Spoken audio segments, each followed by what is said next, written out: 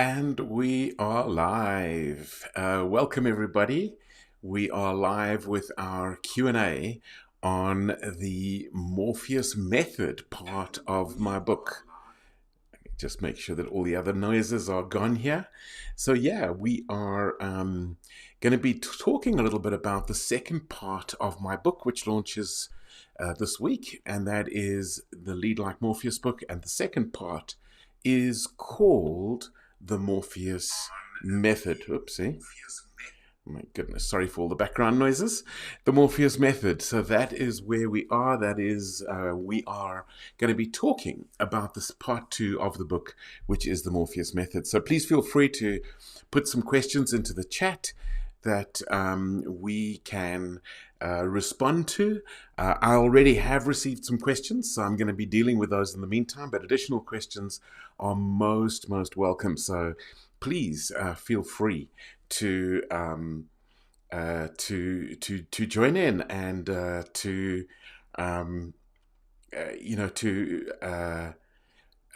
ask questions, make comments, challenge me, all of these kinds of things. So let's play a little bit with the Morpheus Method today. All right, so I want to start with looking at the first part of the book. Well, let me first just set the context. The Morpheus Method is a way of shifting mindsets, and this is critical for all development, as the mindset is more important than the knowledge and the skill. And so the Morpheus Method really is a way of shifting that mindset. And we're going to focus in on some questions that arise around this. And let me just make sure. Okay. Is the sound working, I guess, is the question. And I think we just need to double check and confirm that the sound is working. It shows that it's working on my side. It shows it's all broadcasting the sound, and I was picking up sound on my other devices, so I'm pretty sure it's working. So let's get into this Morpheus Method. It's got 3 parts to it. So part 2 of the overall book is the Morpheus Method, and it's got 3 chapters. And so we're going to go through each chapter and some specific questions. And please feel free to add your own questions, to also challenge and comment. So I'm going to start with this. Very often, I ask people, what is leadership about? Is it about telling, or is it about listening? And this is actually the first chapter is called Connect. And we connect by listening to our people, but we also connect with ourselves by listening to ourselves. So people kind of go, no, but if I'm not telling, I'm not leading. And surely if I'm asking questions and listening, then I'm actually showing that I don't know what I'm doing, or something like that. And so I'm going to take you through the connect and the stimulate, which is the listening and the question asking. And then I'm going to rephrase that question as a question, and let's explore a little bit more around that. So let's start with this idea. Is leadership primarily telling, or is leadership primarily listening and asking questions? And let's start with this idea that leadership is about telling. Now, obviously, there is some truth in that. Our people do need us to give direction. They want to know, where are we going? They want clarity. They want clarity about where we're going, why are we doing it, what are the values we need to live while we're doing it. So clearly, there is a need for telling. What is fascinating, though, is that the research is there is an even bigger need for listening. So let me quickly explain that. About 35% of people, so let's call it a third of people, are doing tasks at a level where they are not yet competent at those tasks. That means that they still need instruction. They still need to learn. And that's a big number, 35%. So we definitely need to be providing clarity. And as we looked at in part 1 and chapter 2, the build part, we used the hand model where we spoke about how critical it is that we do provide direction. And it's absolutely essential. However, that's 35%. What about the other 2/3? And what about the other problems that our people have? And here's where it gets frightening. 75% of our people, that's 3/4, are providing or doing tasks where they are not fully committed to those tasks. In other words, they don't fully have the mindset of those tasks. In other words, there is a bigger need for people to feel heard, a bigger need for people who are needing to have a sounding board, to have somebody ask them the difficult questions, who need a greater sense of ownership of their task and their role. And that is why we want to listen first. And by the way, we learn this by doing it for ourselves. For our self-leadership, we need to listen to ourselves. And so that is a critical element. Let's listen to ourselves first. Then we will tune in and know what we need. And when we know what we need, we can meet those needs and we can influence ourselves. We can shift our mindsets. We can bring about change. And by listening to ourselves, we're modeling that we're prepared to listen to our people as well. And I think this is so critical. If we are not prepared to listen to ourselves, we are going to be communicating to our people that they are not worth being heard either. And that is absolutely critical. So we have a question in the chat, and I'm just going to have a quick look here. How does one approach a leader who functions on a control mode rather than building to release? What's the approach? Can I please assist? And certainly, what I have discovered is probably about 80% of control issues are through a lack of information. So typically, if I have a leader who's controlling all the time, micromanaging, we might even say, telling me what to do when I already know what to do, that control issue, I reckon at least 80% of the time, it is because they don't feel confident or comfortable that we've got it. And the same might apply. What if I am as leader am very controlling? Maybe it's because I'm lacking the right information. And so I think we need to make sure that our leaders are informed, that they are updated on the status of a project. There's a big difference between delegation and abdication. Abdication means we've given over responsibility for the task and we no longer have any clue what's going on. That is a very scary place for a leader to be. And so we want our leaders to be informed, and they will be informed when we keep them updated, where there is a delegation that they've given us, but they know what the status is. I'll give you a simple story about this.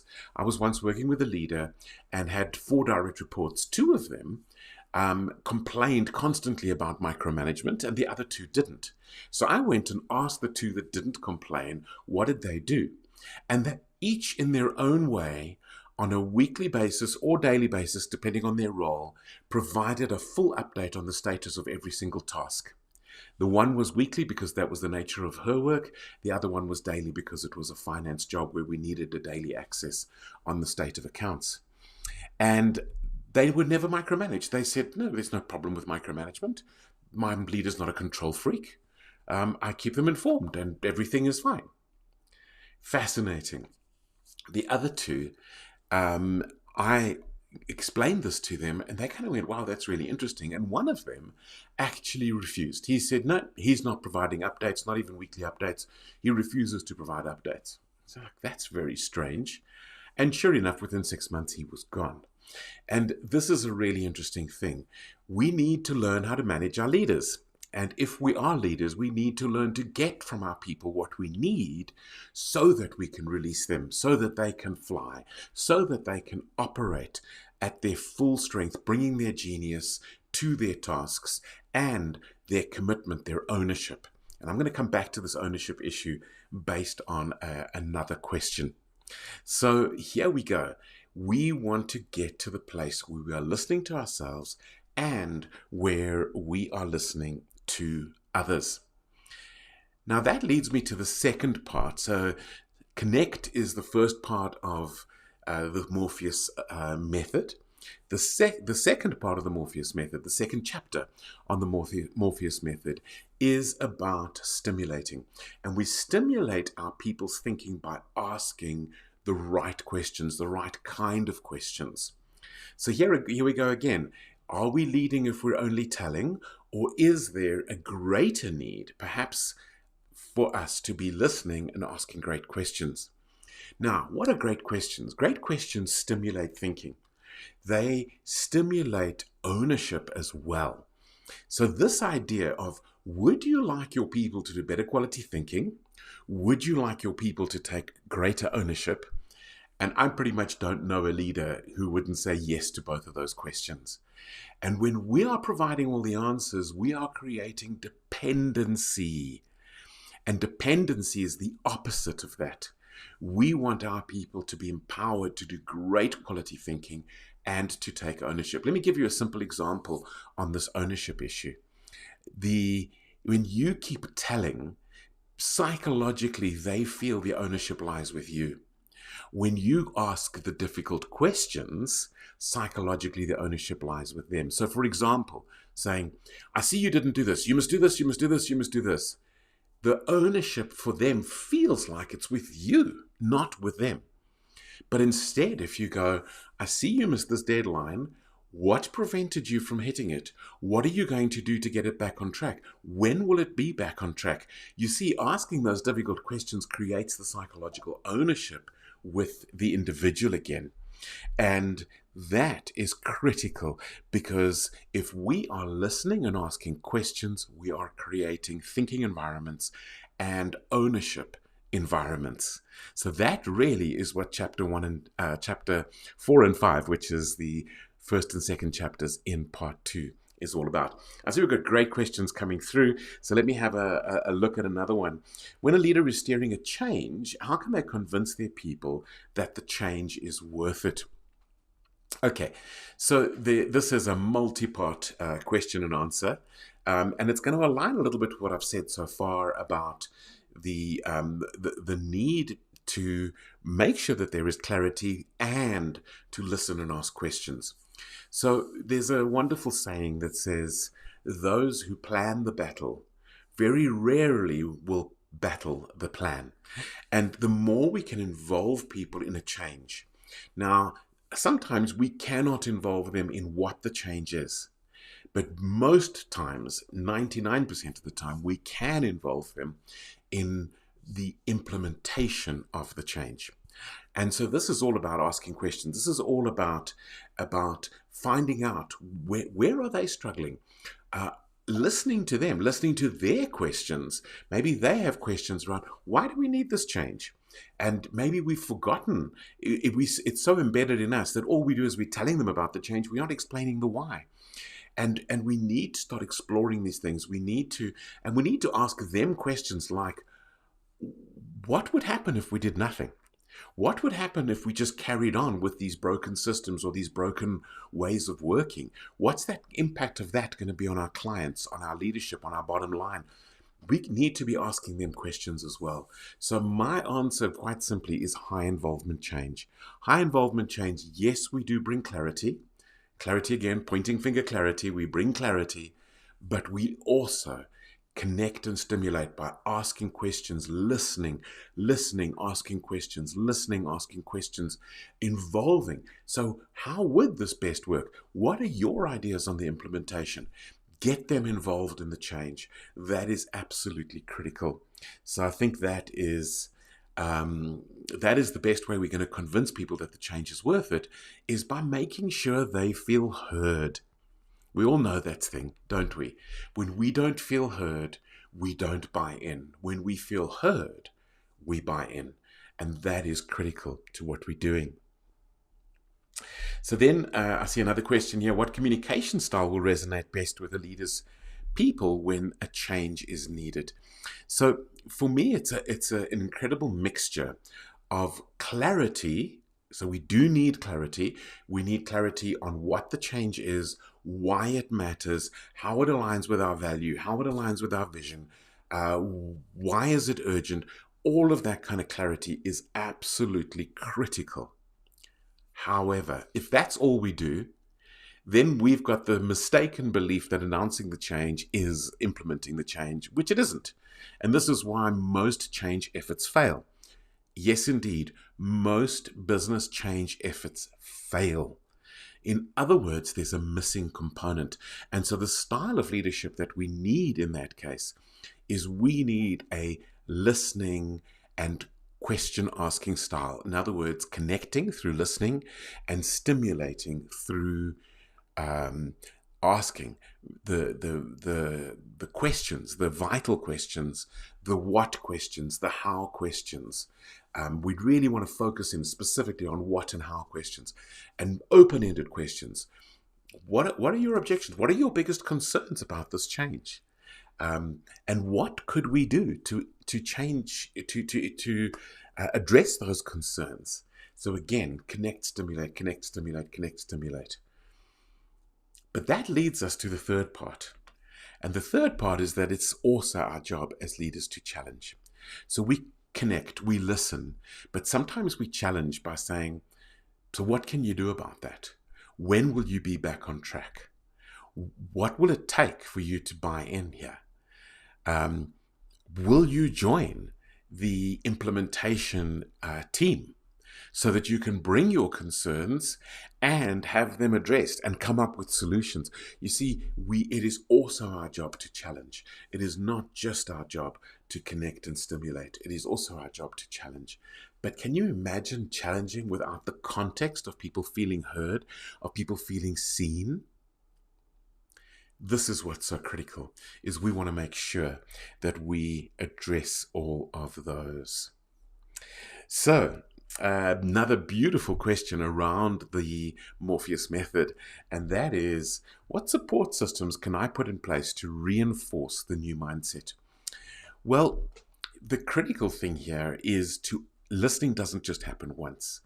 People need to feel heard over and over again. I don't know how many times I've seen somebody struggling with an issue.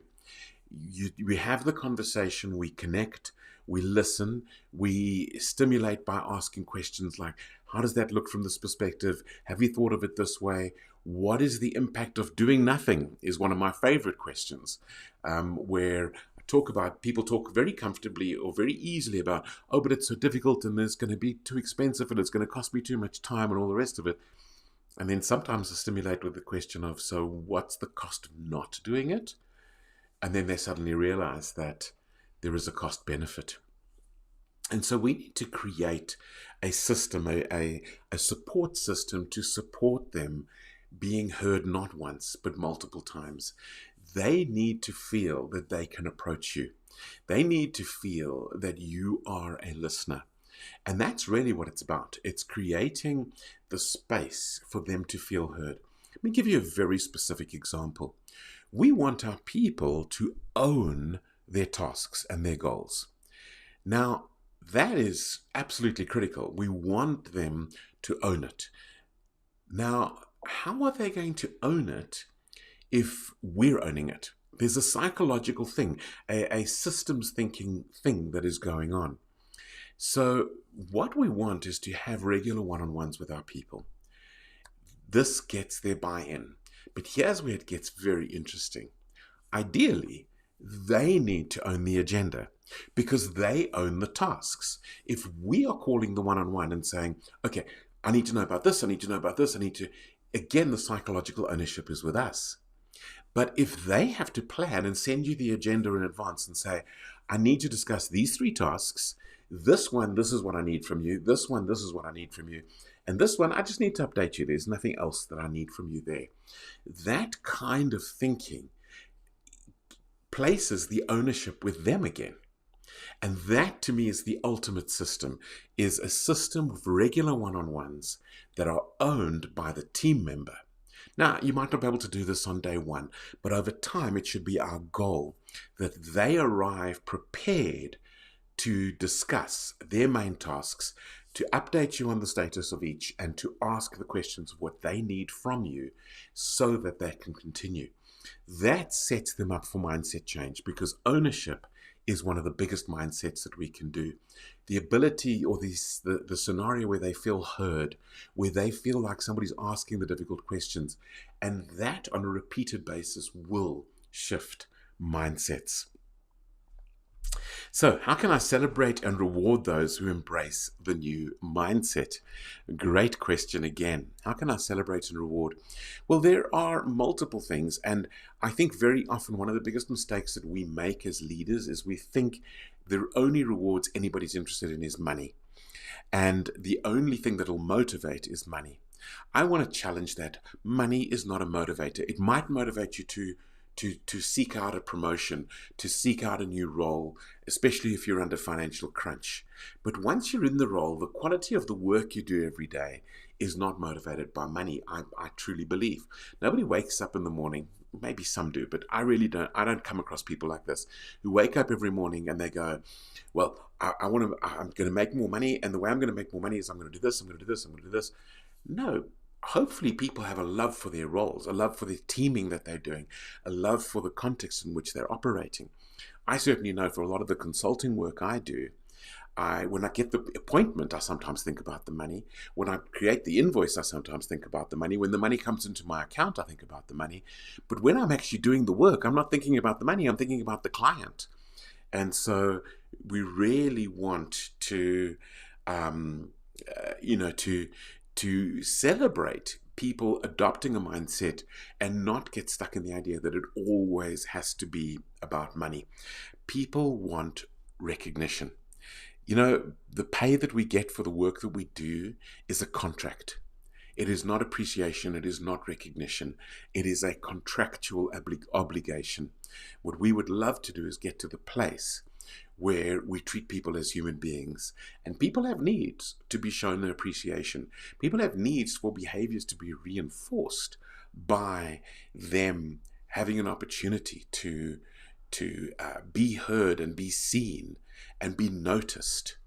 I think a leader that's not paying attention and somebody is doing great things, shifting a mindset, introducing a change, whatever it might be, and they are not actually seen, they don't feel seen. Again, it's the seen and heard. That's what people appreciate. And that's what people are looking for, first and foremost. Is there a time to tell rather than ask? So if I look at that idea of is leadership telling, is leadership asking? And I think there are multiple times to tell, and I think there's always going to be a percentage of telling no matter what. Sometimes people just need information. And so the clarity issue, the moment there is a need for clarity, we need to tell. But if you look at people and their development, we need to be very clear that earlier on when they're doing something new, they definitely need more telling. Once they're more experienced at that thing, they need more asking. And ultimately, they need delegating. So if we're looking at that path, that learning path of development, right up front, typically they're really keen, they're beginners, they want to learn. And we want to make sure at that point that we are providing them what they need. The tools, the information, the why, the values, how it aligns, but specifically the what and the how. We want to be providing lots of what and how when somebody is brand new at a task. But it doesn't take long where that what and the how needs to be supplemented or complemented with a lot of asking, a lot of listening as well. And so, yes, early on in someone's development and in working on a new task, you absolutely want to be doing a lot of telling. You do not want, though, to create dependency. So you want to make sure that that is a limited period, that as quickly as possible, once they get a concept, that we are no longer telling them that concept unless it emerges through our listening and asking, through our connecting and our stimulating, that they need more.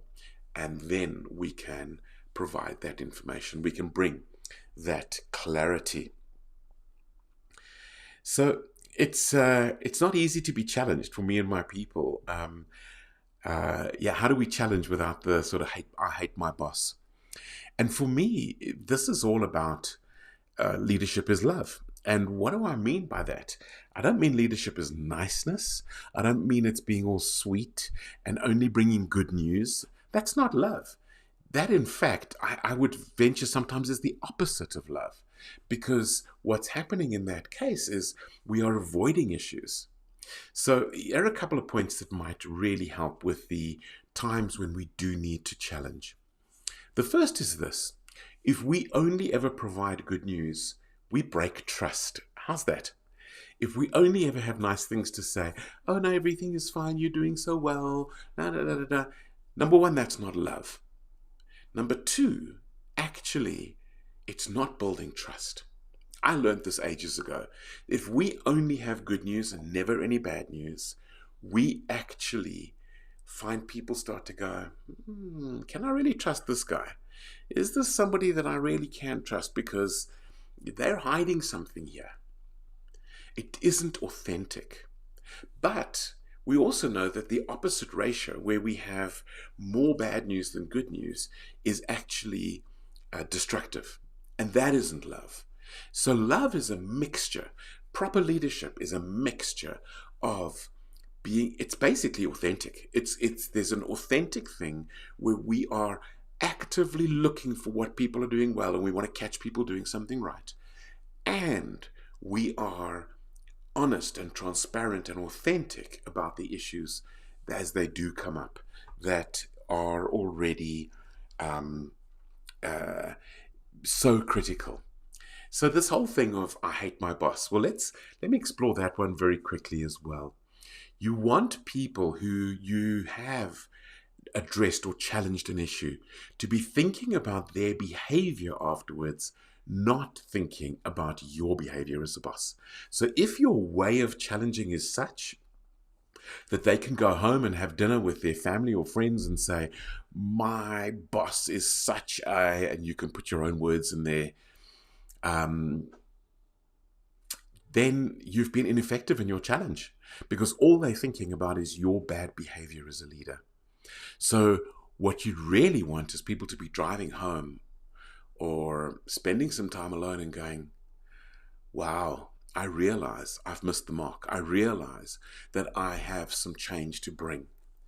And that you want to be doing it in a way that they are much more aware of their own behavior and shortcomings than they are of you and your behavior.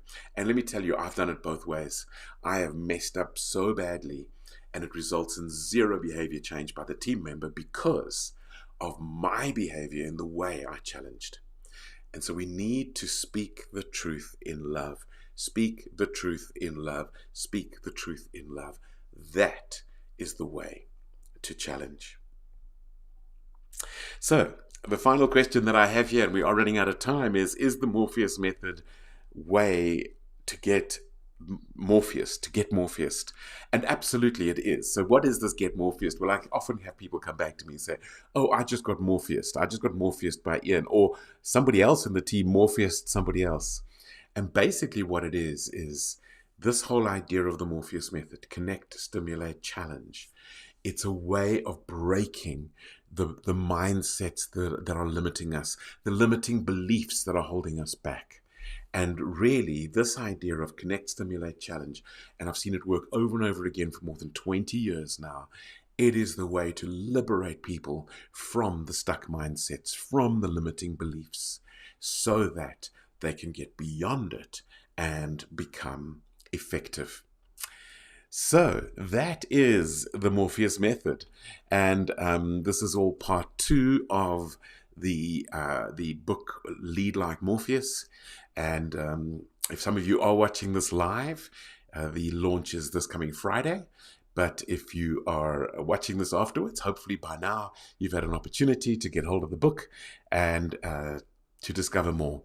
Now, in 2 weeks' time, we're going to be exploring part 3 of the book, which is the Morpheus Impact, because ultimately our leadership is about impacting the world. Thank you so much for tuning into this Q&A session. I hope and trust that you have thoroughly enjoyed and benefited from this. And please leave more comments, even if you're not watching live. Put comments into the chat. We would love to respond. And don't forget to like and subscribe.